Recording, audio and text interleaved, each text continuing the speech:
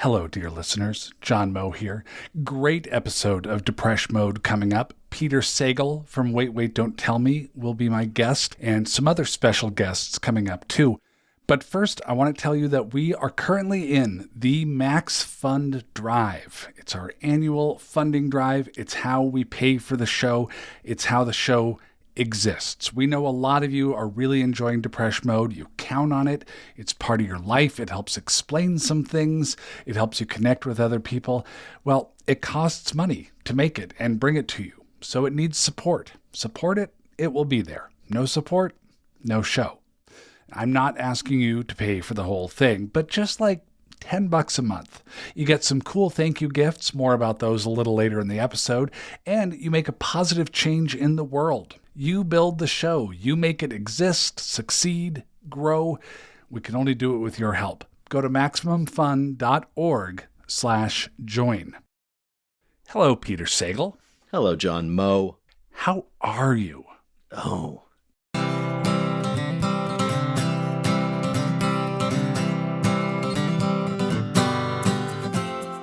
It's Depresh Mode. I'm John Moe. I'm glad you're here. Several years ago now, I went out for drinks one night with my friend Peter Sagal and a couple of other pals. Peter is the host of the NPR quiz show Wait, Wait, Don't Tell Me. And that night, Peter did most of the talking. He told us about the ugliest divorce I had ever heard about. His divorce. He didn't tell me everything, of course, and it was clearly not a matter of one side being right and the other side being wrong. Divorces are more complicated than that. I've been around long enough in this world to see some divorces go smoothly, even some that were friendly and positive, and some that went bad. But in terms of ones that go bad, this was the worst. His ex-wife wouldn't speak to him, and his 3 daughters stopped speaking to him as well. He didn't just lose a marriage, he lost an entire family. Peter wasn't looking for advice that night. We didn't provide any. He just wanted to lay his burdens down. They were heavy burdens.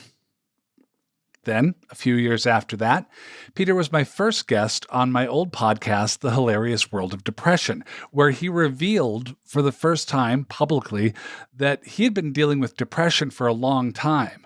And that fact, plus the divorce, which had concluded by that point, had really kicked his ass. Hearing Peter talk about things like this surprised a lot of people who only knew him from his chipper, clever self on the radio. We have a wonderful show for you today because we are going to fix Washington. By which I mean, one of the great disappointments about Washington is that it's nothing like the West Wing. We want the real Washington to have snappy dialogue, the soaring speeches, the perfect comebacks, and then we want it to be canceled. And of course, that radio version of Peter, that Wait, Wait, Don't Tell Me version, is part of his real personality. It's just one side, though. You got to remember, people with depression don't sound like Eeyore all the time. That's not how it works. Everyone should know that. They are often the energetic, smiling people you would never suspect. Because depression isn't a mood or a momentary response, it's a mental disorder. All right, so let's catch up to the present. I knew Peter had remarried, and late last year, he became the father to a brand new baby boy. And he is joyful about this. The daughters from his first marriage, they still don't speak to him. That pain is large and constant, and how could it not be? So when I spoke to Peter Sagal in February, after all that and a year into COVID, I was wondering how he was doing. A warning, we do talk about suicide in this episode.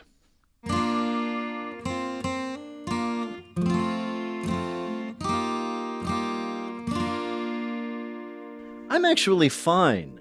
I am. I'm genuinely fine for a lot of reasons, some of which we can get into. But also because of perspective. One of the nice things about an international catastrophe is you find out how lucky you really are. And so I'm much better off than many, many other people, which I'm reminded of every day. Nobody in my family has become sick. In fact, we're all pretty healthy. I still have my job. And so I still have housing, so that puts me at like the top 5% of all humans. And so I can't complain. have you had any kind of roller coaster, any kind of ups and downs throughout this? Because I was fine in March, but I'm a very different person than I am now. We were just talking about that. We had just before I got on with you, we had our weekly check-in for Wait as we start our week. And we were talking about the fact, like, back in March, this seemed like it might be fun. Right? Like, we're going to go into lockdown. Everybody's got to stay home. We're going to watch a lot of Netflix. And then, we came up with these wonderful sort of Zoom things. Oh, this is cool. And we all felt like this will be great. It'll be like the London Blitz. Right. And we'll all talk someday about how we all pulled together. But it's been coming up on a year. And what's weird is, and I don't know if you've had this experience where you say, last year I did X, or remember when last year we went there, and it's not last year, it's 2019. Because 2020 just disappeared. We didn't happen. We didn't do anything to mark the time. Therefore, it's hard to remember that it happened. I had a goal of watching every Hitchcock film. We all had goals. All the films, all the Hitchcock films I hadn't seen. And my list over almost a year has ended up being Rear Window, a movie I had already seen.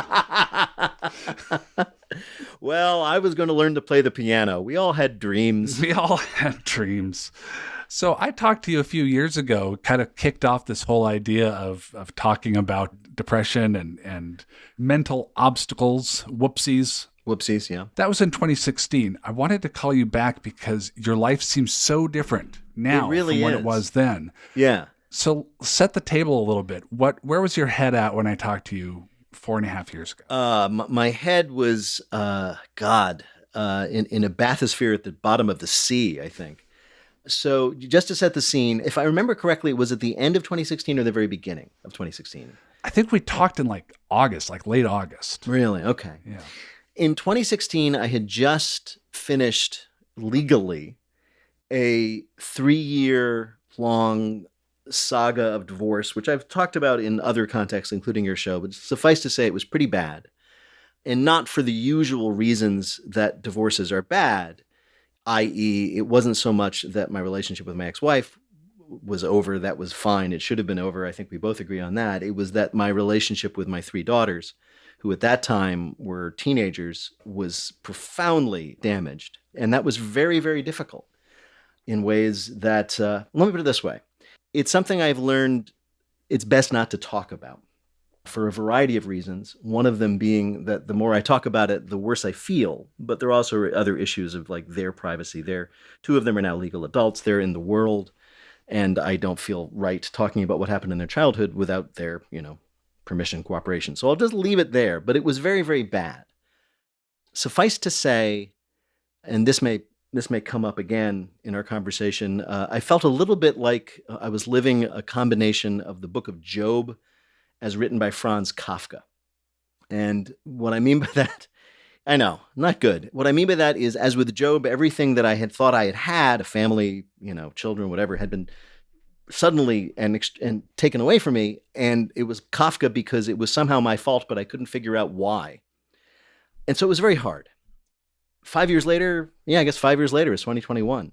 I am extremely happily remarried, and I have a child, a new child, another child, a son who was just born in the end of November of 2020. Even as I speak, he's upstairs with his mommy. And so, it's really quite remarkable. So I used to be pretty upset about the book of Job and everything else that is descended from it, including such important works of world literature as How the Grinch Stole Christmas and Jerry Maguire. And the reason is that all of those are stories of people who lose everything.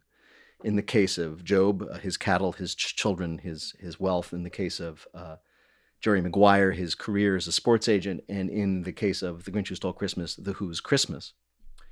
People find out these things are not that important, which is the lesson, right? Is to quote the Who's. It came without, maybe, what is the line? Maybe Christmas didn't come in the package. After all, and they all sing anyway, right? But then what happens at the end of all those stories is the protagonists who have learned that lesson that the thing they thought was important isn't really important, get the thing back anyway. Right? Jerry Maguire ends. So they could appreciate it more. They can appreciate it more, but they still get it back. So like the Who's, who the whole lesson of the The Grinch Who Stole Christmas is that the Who's don't have their roast beast and they have Christmas anyway, but they get their roast beast too, right? And this really bothered me because I had been trained by a lifetime of exposure to these stories to expect that the happy ending was I'd get everything back. Right. And guess what? That doesn't actually happen. You don't get back what you've lost. But this is what I have discovered, that there are such things as happy endings. The happy ending is you move on and get something else. That perspective allows me to understand how incredibly fortunate I am. I've often talked about that, how we're a storytelling culture, and we expect life to be like TV and movies because that's our understanding of experiences. And as you know, having written in those fields, there's a formula that you're supposed to follow. Right. The producers will tell you, follow this formula. Like, here's the hero. Then they go on a journey, and then they face this enormous task at the beginning of Act 3. And I find that talking with people about mental health, they kind of expect, then I'll face the worst of it, and then I'll be fine. Right. And I just say, I have terrible news. Yes. It's not going to work at all. Yeah, and believe me, I can't tell you how angry I got sometimes. I ended up, during the darkest days, which go back to at least point to 2013 on, I mean, I felt like I was staring at these TV shows and various things in my apartment where I lived by myself and feeling like Elvis Presley watching Robert Goulet. I just wanted to shoot the goddamn TV because it was so annoying. And there is this expectation that, and there is a particular, by the way, subgenre of this that specifically has to do with children alienated from parents due to a difficult divorce. There's so much of that. There's the movie Taken, for example. It turns out all you need to do is for her to be kidnapped by what we used to quaintly call white slavers, and then he would go and use his skills, and you get to save her, and then everything's fine. And even though you are not an international spy, an assassin, you somehow feel that will happen, right? Because that's how the stories go. The story begins with a parent estranged from a child. It will end with them reconciling through assassination, through finding an abandoned fighting robot in the movie Real Steel. I mean, there are a lot of examples. And it turns out those are very nice stories, but they don't reflect the truth. When that was happening, the depression that you had experienced had been kind of laying dormant for a while. And then... Yeah. And then earthquakes and volcanoes. And we talked about that when I was on your earlier podcast, which is weird because one of the ways you can talk about depression, there are many ways, and you have been exploring all of them, but one of the ways you can talk about it is making very large menacing mountains out of small molehills. Yes. That's one of the symptoms. Things that are just completely unimportant become extraordinarily important as long as you can inflate them in such a way as to make yourself look or feel bad. And one of the things that is, shall we say, interesting for a person prone to that perspective is that if when all of a sudden you're faced with a real mountain, to extend the metaphor, what do you do then? And at least in my case, and it's very important never to generalize to everybody else, but at least in my case, it didn't magnify my depression as much as put it into appropriate perspective. Another pop culture analogy is how Tony Soprano, who is depressed when we meet him in season 1, is somehow revived by the attempt to kill him. And in that story, there's this sense of like he can only be alive and feel energized when he's in combat, maybe. But there's also a sense of, here's a real problem.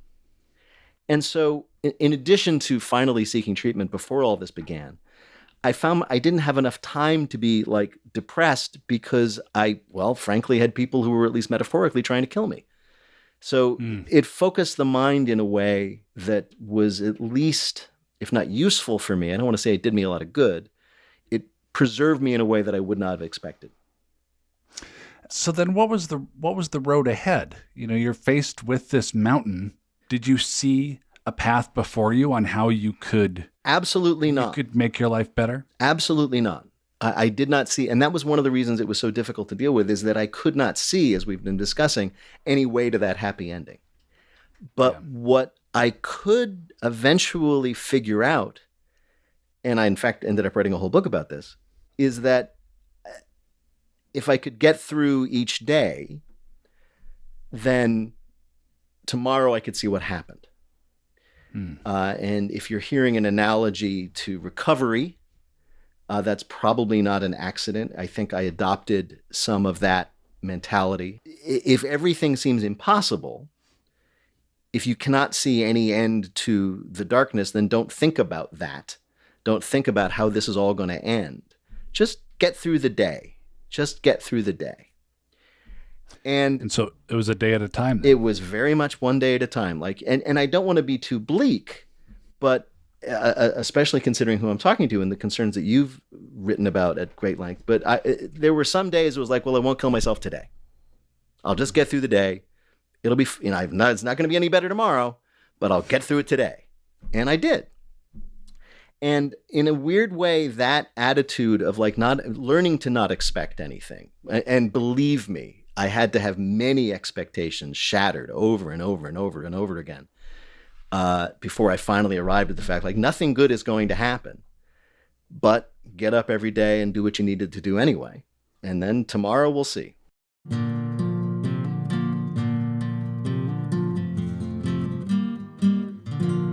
More with Peter Sagal just ahead, but first, joining us during the Max Fund Drive to talk about the importance of supporting what you love, being a part of this show, being on the Depresh Mode team, is Mr. Maximum Fun himself, the founder of the network, my good friend, Mr. Jesse Thorne. Hey, Jesse.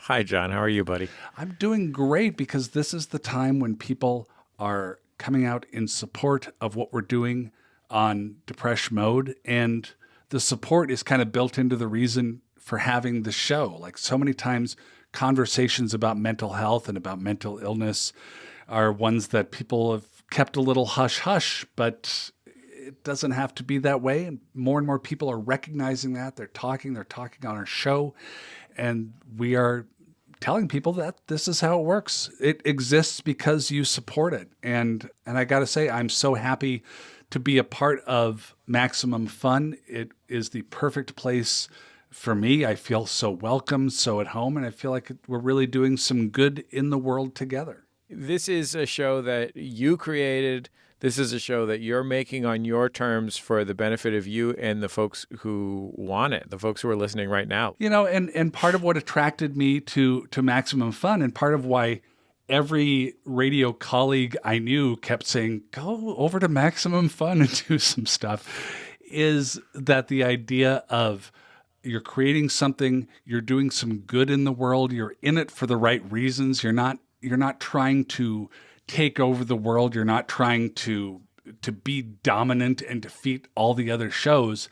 You're trying to make something that people can use and that people can be a part of. John, the reason that I always think of when I think of why Maximum Fun is supported by members rather than supported through some other means is that at the end of the day, there are a lot of ways to make a living doing this. Mm-hmm. They're all similarly difficult. But for me, I always just thought, well, I would rather work for the people who listen to the show. Yeah. Ultimately, what keeps the lights on for us, what will keep the lights on for Depresh Mode and John is membership, joining this community at Maximum Fun. And the money that you give when you join Max Fun is money that goes straight to the shows that you listen to. It's not like, I think sometimes people imagine that there's a big pot of money and I'm like Jabba the Hutt with a line of people coming to see me with their hands outstretched and I get to decide. But actually, you, the listener, get to decide. When you join, you tell us what shows you listen to, and that's who the money goes to. A new venture like this needs your support, so I hope folks will go to MaximumFun.org/join. And they can get stuff, too. They can get stuff. We're asking you to consider joining at the $10 a month level. You get the Depresh Mode pin. I always say this is like the whole pin thing. It's like Olympic athletes trading pins back and forth, but since it's for our show, skip the athletic part, just sit on your couch in your sweatpants and you can still do it. You also get the bonus content. We did a taping about mental health and television in cooperation with the Dead Pilot Society podcast, where I talked with Rachel Bloom from Crazy Ex-Girlfriend. A hero, friend and hero. Yes. Stephen Canals, the creator of Pose, was part of it. It was a fascinating show, so that's available. And then the commentary track for the movie Destroy All Monsters, where you get to basically watch the silliest Japanese monster movie with me and John Hodgman, the judge himself. Your friend and mine. It just goes to show, like, this is an extraordinary community of people, like all kinds of people. But I think the thing that ties everybody together is kindness and caring. You know, like I have so rarely found any interaction with anyone in the Max Fun community that's short on those things. And I'm very proud that we can be the locus for those kinds of feelings. And that's the reason that Depeche Mode is part of Max Fun. We knew that the work that you do would resonate with Max Funsters, and we knew that the work that you do was perfect for the way that we do business. It ultimately comes down to this idea of the team that we all play a role on. I mean, I always say, like, I happen to be the guy who talks into the microphone the most. But there's Gabe, there's Laura, there's you, there's people at Maximum Fun doing their part. There's Rhett Miller, who wrote our amazing theme music. And part of that team is the listeners and people giving feedback. A lot of our listeners appear on the show. It's part of the same team. Keep the team going. We ask you as a listener to also be a supporter. And that's what we need. That's what we need to keep going. And it's so inspirational that everyone's a part of that. They're part of that teamwork. I think eventually we'll need to get some sort of satin team jackets with our names stitched on the top there. And I think we'll really be onto something at that point too. Yeah, possibly bowling shirts. We're working on some different ideas. Yeah. This is my challenge to your audience, and it's to a specific part of your audience. I know that there's folks who have followed you from Wits to the Hilarious World of Depression, now to Depeche Mode. I know there are folks that have a relationship with your work, and those folks, when Hilarious World of Depression ended, were contacting me like, you got to find a way to save John Moe's show. And I'm sure they were contacting you, John. And what those folks often asked me was like, what can I do? What can I do? What can I do? Yeah. To make this a sustainable long-term thing? And the answer to that question, if you're somebody who has gotten a lot from John's work over a really long period of time, is this is your chance. You have a direct button to push that will support this show, make it a long-term success, make it sustainable in the long term. And that is your, $5 a month or $10 a month, $20 a month, whatever is within your means. But go to MaximumFun.org/join. And you can be part of the kind of scaffolding that supports this show for a long time so that it can do the things that it has probably already done for your life and do it for you and for other folks. You can join, you can keep it strong for yourself, and you can make it available to others. So often we hear that the show, gets sent around, links get sent around. My mom sent me this, my kids sent me this, my friend sent me this. And it really connected. So you can be a part of that network as well. And thank you if you have. As Jesse says, MaximumFun.org/join is the place to go. Jesse, thank you so much. Thank you, John. It's nice to talk to you in a context other than slightly drunk at a public radio conference. Back with Peter Sagal, host of NPR's Wait, Wait, Don't Tell Me. Peter was talking about borrowing the idea of one day at a time from the recovery community. In his case, at the worst of his depression, it was don't die by suicide today. I'm very happy to say that I am years away from these days. Mm-hmm. Things got better significantly and some time ago. So I'm talking in a weird way, I have to conjure up what this felt like. But in a weird way, there are lessons that I've been able to carry forward. If you don't, for example, if you have no faith that the future is going to get any better, that your horizon is now limited to a day, like I'm going to get through this day, then if you're somebody like me who has spent way too much time in my life worrying about what the future will hold, will I succeed, will I fail, what will happen, what is before me, it's almost liberating. I'll get through this day. I won't worry about my future success or whether I'll ever find, and all of a sudden you realize that long-term worrying has been a source of great anxiety and fear. So you put that aside. And then another thing happens, which is that you start thinking of your interactions with the world in terms of the shortest time frame. And what I mean by that is the worst times I have behaved towards other people, or rather I should say, the times where I have behaved toward other people in the worst way, it is almost because of anxiety about what's going to happen.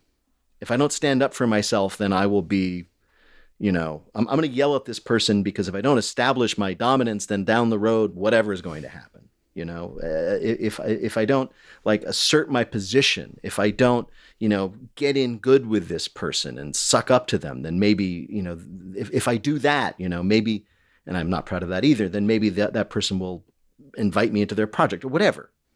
Mm-hmm. If you stop thinking about that, then all of a sudden you start thinking about your interactions with people just in terms of the moment, in which, at least in my case, freed me up to do what I had always should have done, which is just to be kind in the moment.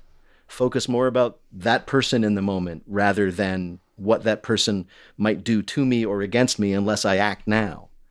So in a weird way, and I should have thought more about this before I started talking about it, this kind of destruction of my future prospects, if only because of the nature of my psychopathology to begin with, I think in a weird way made me a better person. And it even translates into my relationship, now my marriage. When I met Mara, now my wife, for whatever reason, well, in my case, because I was involved in this horrific divorce and this nightmare situation with my children, and for her, because of her own reasons and her own recent experience, when we first met, we were like, well, this isn't going to be like a long-term thing. We're just going to hang out with each other when we want to, and we're not going to put any expectations on it, because it's not going to work out. Neither of us are into long-term things. And now we're married and have a child, and I do not think that that's an accident. I think that if either of us, I know for myself, if I had immediately started sizing her up as a potential long-term partner, a potential second marriage, a potential rebound relationship, things would have gone to shit early. But because we both, for whatever reason, just decided to take it one more time, one day at a time, we actually treated each other in a much more healthy way, if I'm making any sense. Yeah, no, that makes sense. It strikes me that through the worst thing that could be imagined, the loss of your family, you arrived at this place where Buddhist monks attain, yeah, or seek to go, which is, or what meditation's all about, which is, I am here right now. I always compare it to dogs. We're always trying to get to the immediate in the momentness that dogs innately have. And you got there just through a very different road and through a really bad part of town. Yes, exactly right. I sometimes think about the fact, one of the things I think about a lot is that for everything I went through, and it was pretty bad and remains pretty bad in many ways, it was worth it because I genuinely feel I came out of it as a better person. I hope the people who know me agree. I don't know, but it is my hope that it was a struggle. There were some moves forward, there were some moves back, but I've ended up being a better person in terms of just how I deal with other people. Because A, I don't care nearly as much about the shit I used to care about. B, I no longer worry so much about the long-term, what am I going to get from this person? It doesn't matter to me anymore. My only concern these days, and when I deal with other people, is I just try to be as genuinely kind to them as I can in the moment. And in a way that a dog is. And I think, and also, I mean, without getting too self-congratulatory, it also has a lot to do with the fact that when you lose as much as I think I have lost, I know I've lost, you start focusing on the important things. Mm-hmm. And I think I've been able to do that to a certain extent.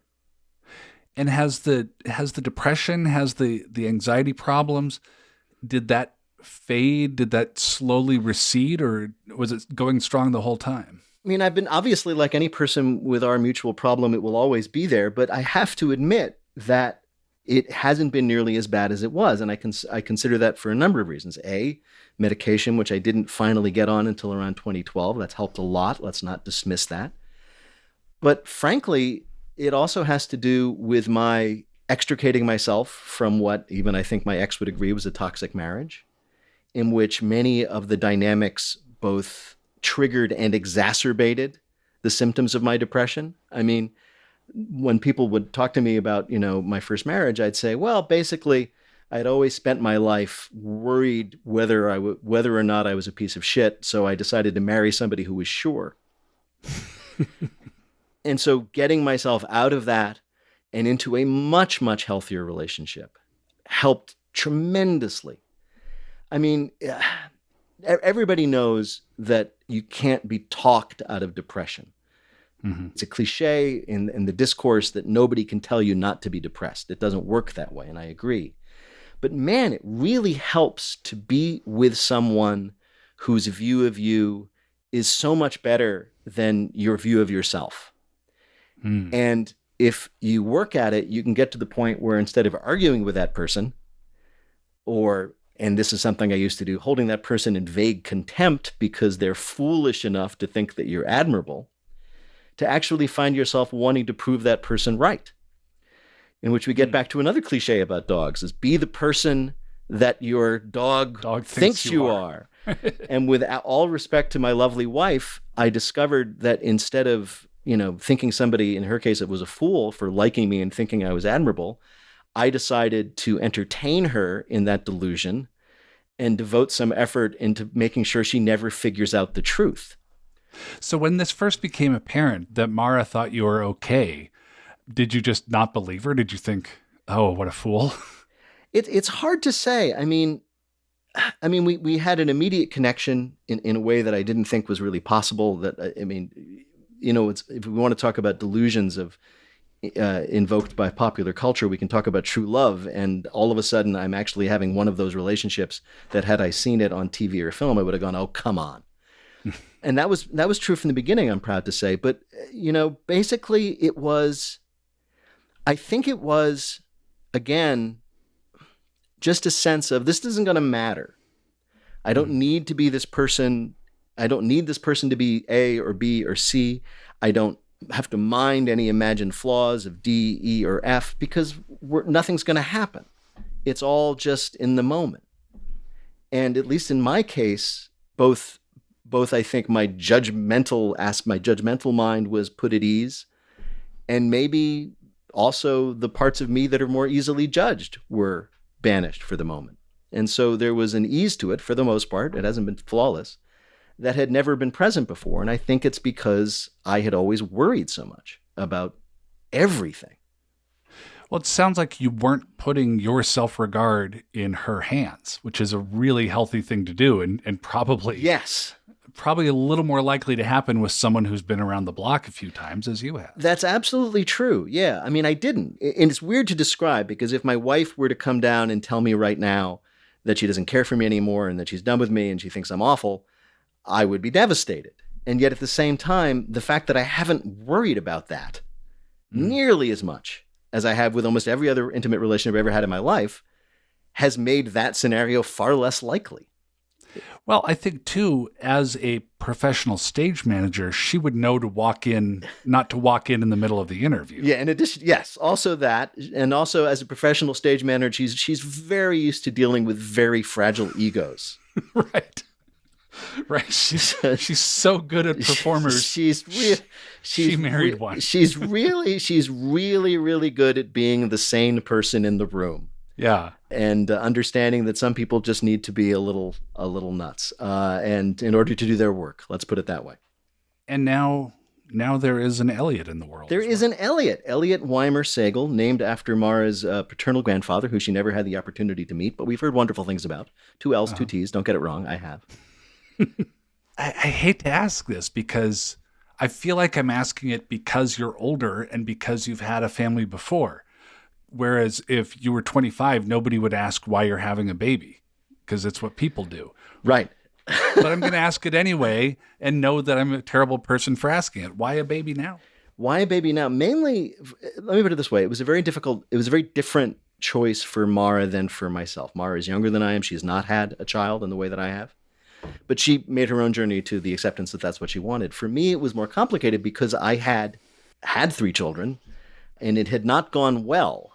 The after-action report on my parenting was very poor.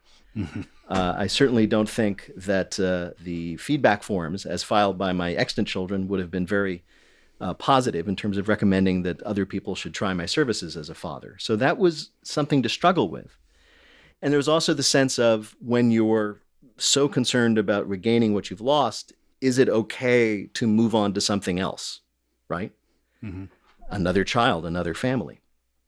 But that ended up, let me put it this way.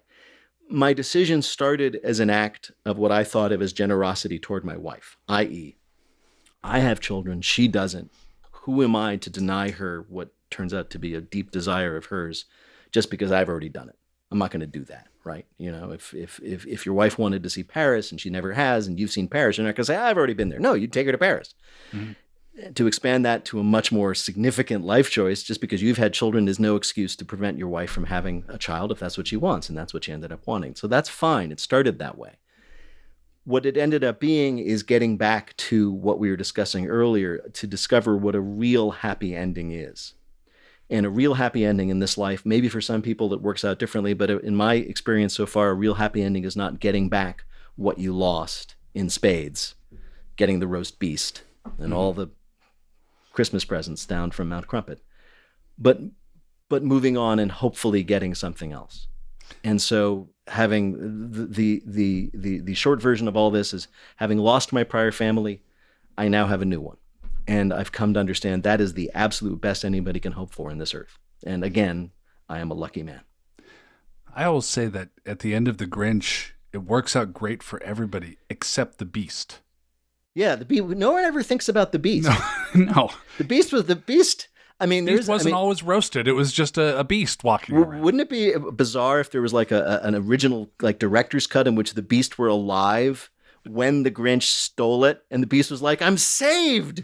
I won't be slaughtered by the Who's and served up at their feast. And he's up there at the top of Mount Crumpet. And he's like, this is great. I can live up here. I'm a furry mammal. I can exist. And then all of a sudden the Grinch is like, no, we're going back. Yeah, we're going back down. And the Beast is like, are they lighting an oven down there? What's terrible? Wait a minute. I see some smoke coming out of there. You saved me. God, I've wanted to always do like a series of children's books for depressed children. I mean, I guess that's what Edward Gorey did already, but yes, it's sort of the same thing. B is for Beast, who died of the Who's.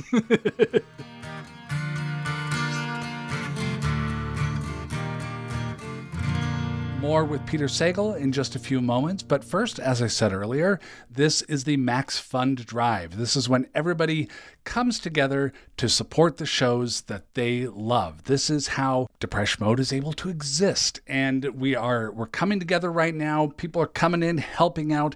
And here to help me right now is a name that you might know from the credits of our show.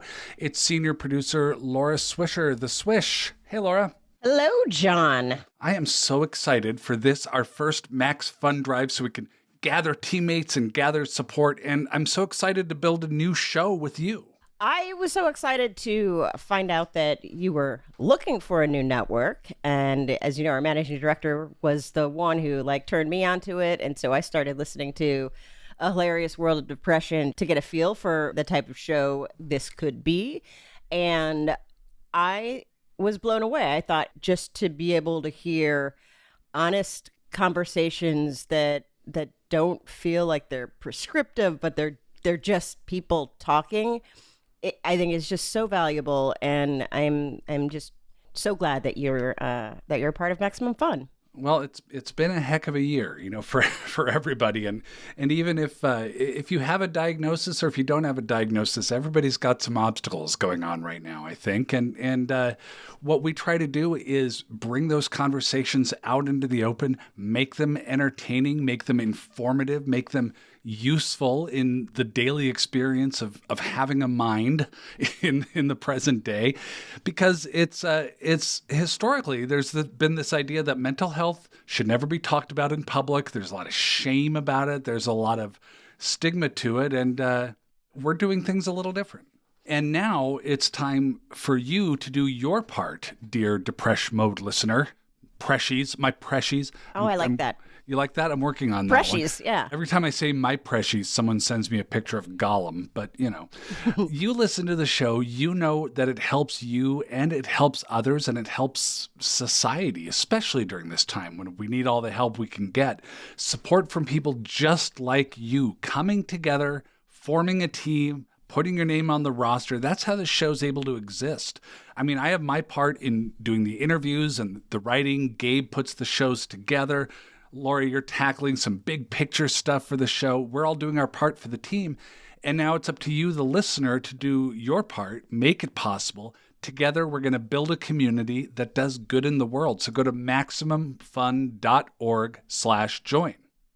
And on the theme of community, I was struck by when you first came to the network, you were raring to go. Like you had so many ideas. I wanted to launch that night. Yeah, you wanted to launch that night. You had guest ideas, you had topic ideas, and I was just so impressed with your actual interest, your need to want to communicate this, and the relationships that you've developed with all your listeners. You have created a community. I guess Thwad Balls is what they were called, and I in reading some of the comments on iTunes or Apple Podcasts, I would see people they're so happy that you were back.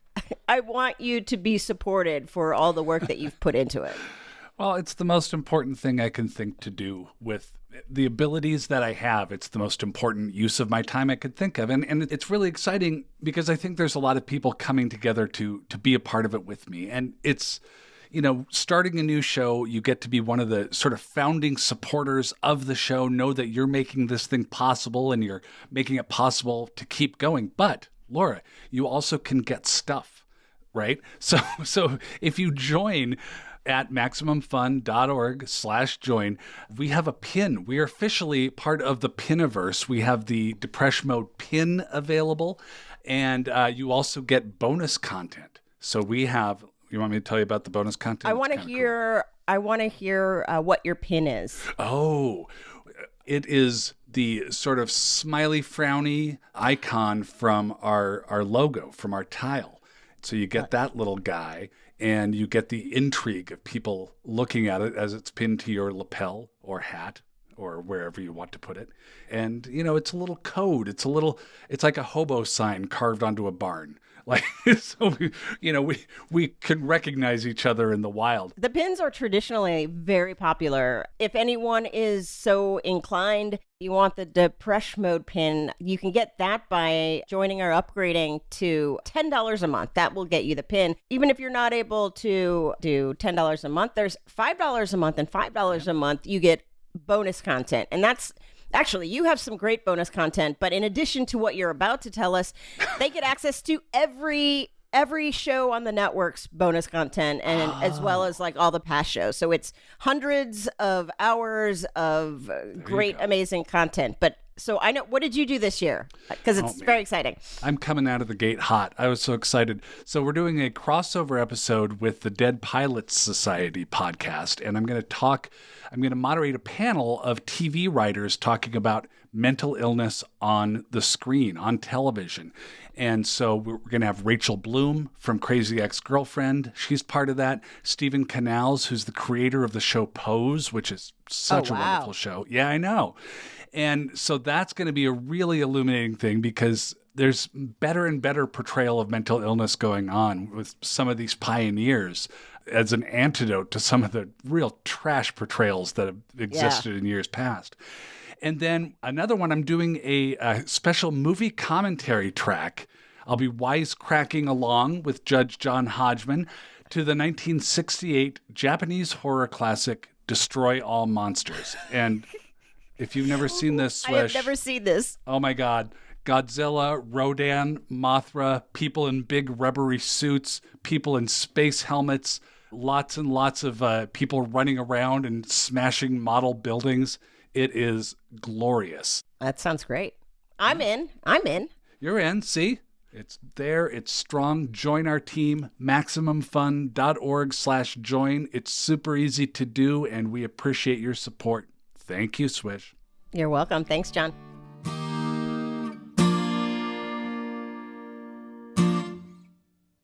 Do you think about parenting and marriage now as an act of atonement? Do you see it as I screwed up and now take two, I'm going to be better at it? I don't think of it as an act of atonement in the sense that I don't owe anybody anything for my prior sins in the way that you think of that. I do, however, believe that just as I feel that I am a much, much, much, much, much better husband now that I have made every mistake as a husband can make in my prior marriage, I hopefully will be a much, much, much, much, much better father than I was. Ditto. Mm-hmm. I mean, was I a complete disaster as a father? I don't think so, despite what some people might tell you. But I certainly have benefited from, I certainly made mistakes of priority, for example. The things that I thought were more important than being with my child at the moment, back when I was a father of young children for the first time, just horrify me that I had ever made that mistake. And hopefully I won't make those mistakes again. Mistakes of impatience, mistakes of giving into anger. You know, every parent has done it. Every parent has gotten angry at a child. But I plan, at least, never to do that again with my son. And because it's not important, whatever it may be. So it's not so much like, oh, I need to make it up to the world, but to be a better father. It's that I'm in a position to be a much better father than I think I was before. And that is because of the mistakes I have made. I was listening to somebody just the other day saying the only wisdom in this world is wisdom you get through mistakes and through trial. Everything else is just pretense. And I think, at least in my case, that's true. Sometimes I can't even believe that I was asked to be a husband and a father without having been through it before. I mean, there should be like some intense training session before they allow you to do it. Right. Yeah, anybody can do it. You just sign up. Yeah, you know. You described this time coming out of the divorce, a long walk through the desert that you're describing. Yes. And the whole time you're on the air on this popular comedy show. Yes. And like, what did that teach you about who you at the root were and what comedy means in your life? That's a really good question. We talked earlier, and I don't want to repeat that, about how, faking it till you make it turns out to be valuable, how pretending to be cheerful, how making a smile when you don't feel it can actually affect your mood. Mm-hmm. But I'll tell you, and this part of, this also has to do with the pandemic as well, is I like to think that my comedy, to the extent that I'm a comedian, has become a lot kinder, because my attitude towards performing, my attitudes towards doing my job have significantly changed. And I think it has changed both in my relationship with my audience and with my colleagues. And what I mean by that is that there's a very, as you know, an aggressive aspect to comedy. In comedy, people talk about killing an audience or dying if you don't kill. And it can also be very competitive. These days especially, there are so many people doing what we do and have wanted to do. There's a sense of various ladders you want to climb and trying to get ahead in this world that we live in. To a certain extent, I've benefited from the fact that I've now aged out of a lot of ambition, so that's become a bit of a relief. But at the same time, I've also become much more enamored of comedy that isn't about that kind of aggressiveness, either toward the audience or about your subject. And I've become enamored of this idea of comedy as a form of togetherness or a form of bonding. Right. Because instead of killing an audience, you're hoping to inviting an audience into a shared moment. That, I was once invited to give a lecture on what I thought was funny, and I came up with this, which is that, whenever you tell somebody about something funny that happened, right? We were at work, and then somebody said this, and somebody said that, and then somebody said this, and then the person looks at you blankly, and you always say, well, you kind of had to be there, That's the cliche.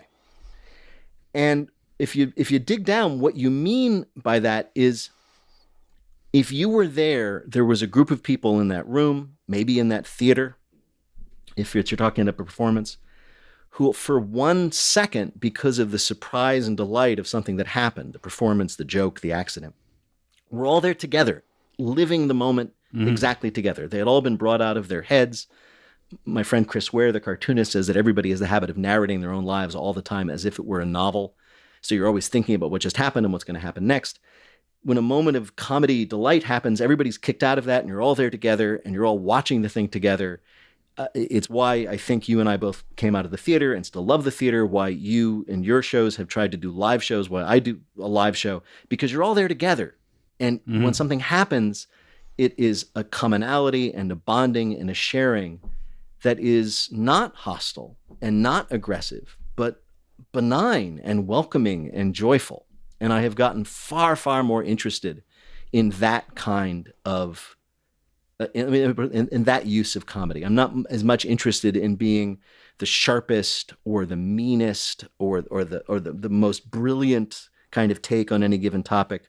I'm much more interested in bringing people something more akin to joy. I wonder if you'd be able to compartmentalize as effectively as you can now if it was a few years ago. I wonder if you use those skills better now. I absolutely think I do. I really do. Because as we discussed again before, I kind of had to. I couldn't bring all the trauma that was going on in my personal life when it was at its peak to my job because I couldn't do my job. I would have been standing there at the podium weeping. So I had to like, nope, can't think about that. Got to think about this. And that is another learned skill. There had been days in the distant past when I wasn't able to do that, and it really affected my performance and it really affected the show. So you just had to learn to put that aside. So yeah, that is absolutely a learned skill. And there's nothing wrong with compartmentalization. It's necessary to live. Exactly.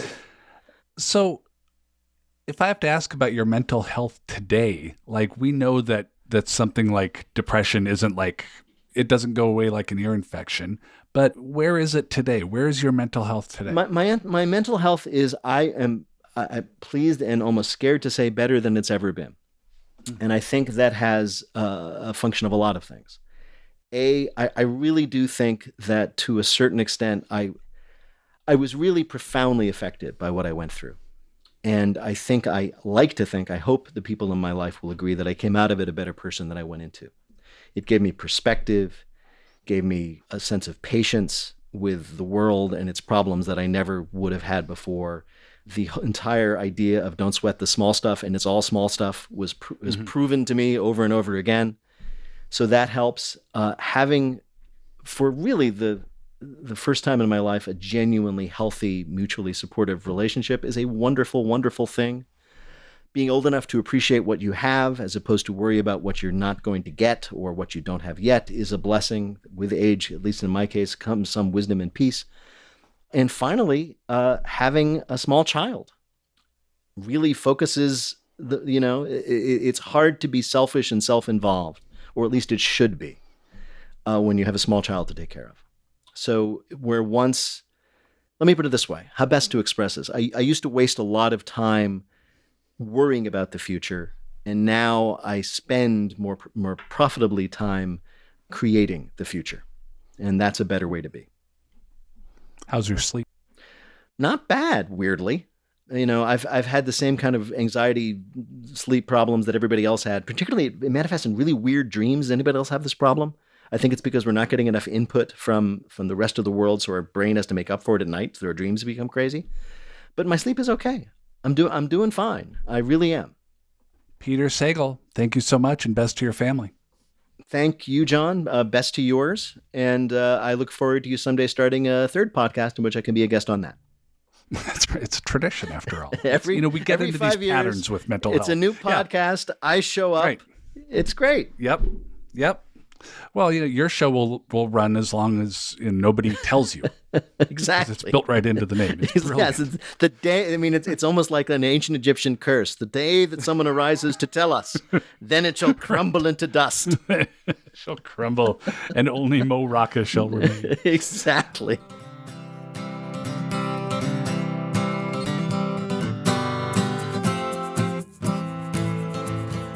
think I'm starting to understand Peter Sagal's brain a little bit more after all these years. 1, because he's my friend. 2, because I've interviewed him a few times. And 3, because I recognize some stuff. I think we get along as friends, and I enjoy interviewing him in part because our brains are similar.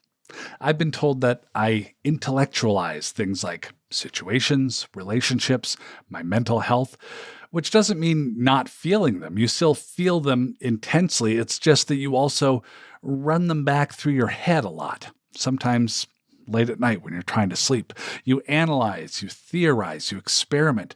Your brain becomes like a Large Hadron emotional super collider. And it can make things worse. I think it can make your actual psychic being into more of an English paper, and it can separate you from lived experience. But I also believe it can help. Yes, I am taking a stand in favor of intellectualizing in some situations. I think it helped for Peter Sagal. It can give you a little separation when that is helpful, and it can give you the confidence of solving a bit of a mystery that is your mind. Wait, don't tell me. Let me figure it out.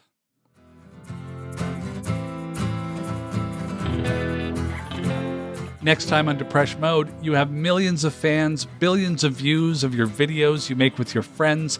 You have a #1 best-selling book, sold-out tours. You're a huge success in every way. Here's the challenge. Can you still nullify all your achievements and make yourself feel like garbage? John, I have the ultimate cheat code. I have millions of followers on an art form platform, YouTube, that we all, I think, societally agree is not high art, right?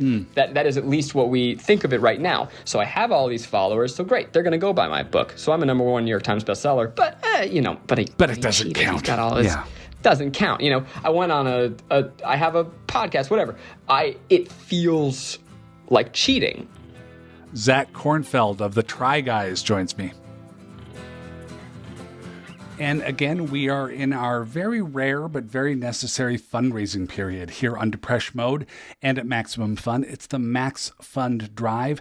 I can keep making these episodes of Depeche Mode about mental health and the obstacles therein as long as it is supported by people like you. That is the business arrangement.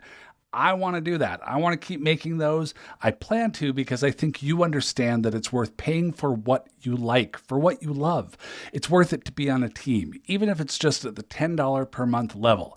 You get the snazzy pin, you get the bonus content, and most of all, you get to help the world by helping everyone learn more about mental health and making it not such a scary topic. Depeche Mode is a small organization. We depend on your help. Now is the time to help us out. MaximumFun.org/join. We love it when you recommend Depeche Mode to friends. It might help them. Also, something that matters a whole lot, be sure to hit subscribe, give us 5 stars, write reviews, download those episodes. That helps more people find out about the show, which helps our mission of getting those conversations happening. Depeche Mode is your show too. Let us know who you want me to interview, what issues you want to hear more about. We want your requests. Email us, depreshmode@maximumfun.org. We're on Twitter and Instagram at DepressePod. Our Depeche Mode newsletter is available on Substack. I do notes and analysis of every episode we do, as well as some just fun, dumb things on there as well. I'm on Twitter at John Moe, all one word, same on Instagram. I sometimes wonder who listens to the credits. If you're listening to the credits, I like you. If you need it, the National Suicide Prevention Lifeline is at 1-800-273-8255, free 24/7. That number is also available immediately if you Googled the word suicide. Thank you, Google, for that. 1-800-273-TALK. To reach the crisis text line, text the word HOME to 740-740. I'm so glad you were here to listen to the show. Depeche Mode is produced by Gabe Mara. Our senior producer is Laura Swisher. The Swish. Our theme song, Building Wings, is written and recorded by Rhett Miller. I'm always falling off of cliffs now, building wings on the way down. I am figuring things out, building wings, building wings, building wings.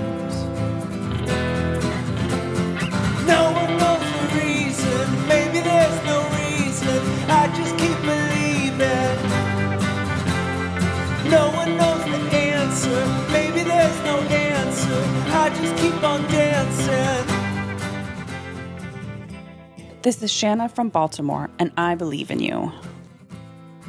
Depeche Mode is a production of Maximum Fun. I'm John Moe. Bye now.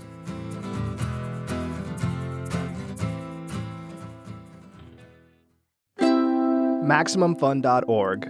Comedy and culture. Artist owned. Audience supported.